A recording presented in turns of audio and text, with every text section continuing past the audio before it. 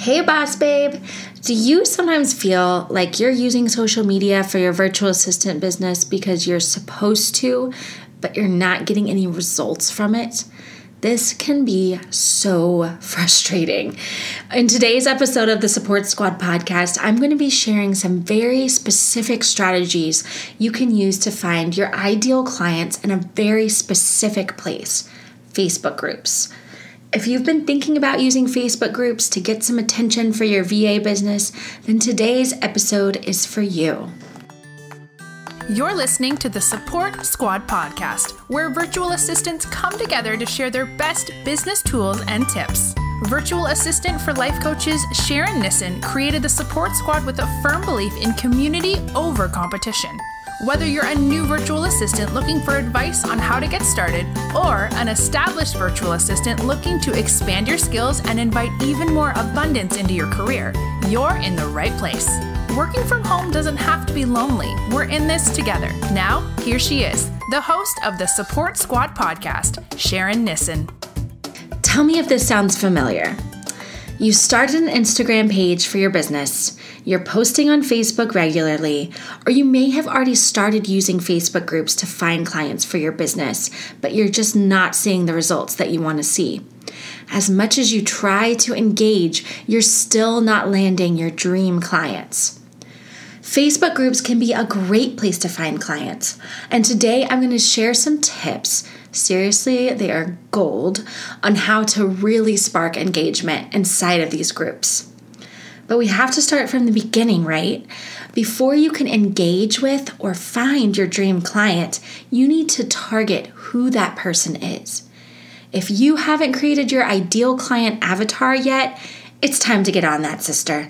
You need to have a really clear picture in your head of the kind of person you want to serve, what their interests are, what their pain points are, where they hang out, and what you can offer them. Always have this person in your head as you are communicating on social media. The more you think about serving this dream client, the more authentic and engaging your interactions will be. Come from a true place of service, and you will be amazed at the response you get. For me, my ideal client is a successful and soulful female life coach between the ages of 30 and 45. She's already kicking butt in her business, she's raking in 6 figures a year, but she wants to spend less time working in her business and more time enjoying her life and finding fulfillment. I know that she loves shopping at Anthropologie, going to yoga classes, practicing mindful and compassionate parenting, and that she probably loves finding great gluten-free cookie recipes. She understands techie stuff, but doesn't enjoy doing it. She hates answering emails and would prefer that someone else manage her calendar. For my ideal client, aesthetics and authenticity are important to her in her business. She loves non-toxic beauty products and essential oils. Yeah, I get that specific with my client avatar because when I have that person in mind, I know exactly how to communicate on social media in a way that will connect with her. And if this sounds too specific to you, well, guess what? All of my clients fit about 90% of that description. So don't be afraid to really narrow it down. All right, so now that you've narrowed down your ideal client avatar, it's time to find the Facebook groups where they hang out. For me, I would join groups for soulful entrepreneurs or life coaches. Do some research on this. Find groups that are big but not too big and that have a lot of interaction. They should feel alive and full of energy. Once you're in, it's time to start engaging. The most important thing to avoid is to come off as spammy or salesy. Yuck. That's a great way to turn people off and get kicked out of groups. I'll say it again. Always come from a place of service, keeping your ideal client in mind. With that said, I'm going to share 5 very specific ways that you can engage in these groups to get really positive attention on you and your business. Number 1, Start off by being conversational and fun. Share a picture of your workspace, a cute picture of your kids. Ask for opinions on a new outfit you just bought. Don't ever go into a group and immediately start saying things like, I'm offering virtual assistant services for 10% off this month. It will turn people off and it won't be fun for you. Remember that social media can be fun if it's about establishing true connections. So go in there and have fun, share the things that you like. That's going to really connect with people. Number 2, post a video introduction. It is always engaging to see a video of someone introducing themselves and really showcasing their personality. Share where you live, what you like to do for fun, talk about your family, and then slip in a little bit about what you do. And trust me, I know it can be scary to get in front of the camera, but it is so worth it. Remember to smile, be in a well-lit place, and be yourself. These videos can go such a long way. Number 3, ask for opinions. A great way to share what you do without seeming spammy or salesy is to ask for feedback. Ask what the group thinks about your new logo for your virtual assistant business. Ask what services are most needed in their specific industry. Share a list of your services and ask if there's anything that they would add.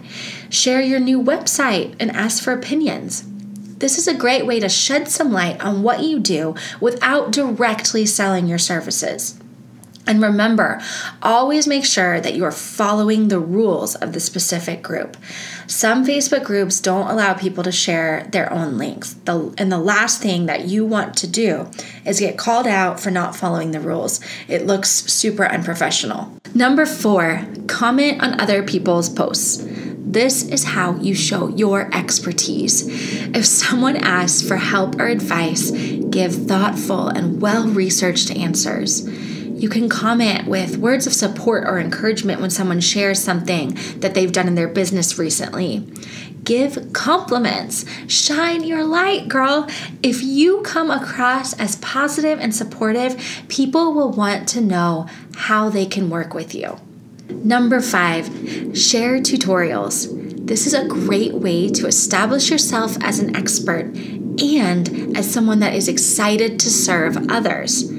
Share a screen share of a cool Pinterest trick you just learned or an awesome Trello board you created to keep things organized. You can show a system you created for managing your email account.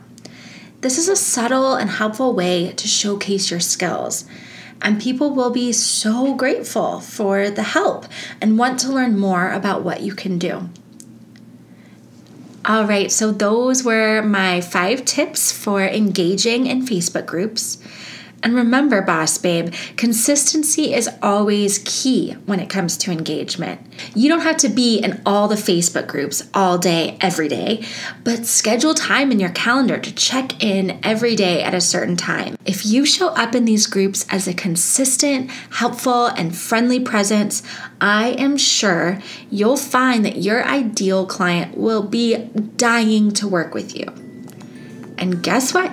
If you want to network with other virtual assistants just like you, you can join our Support Squad Hangout Facebook group.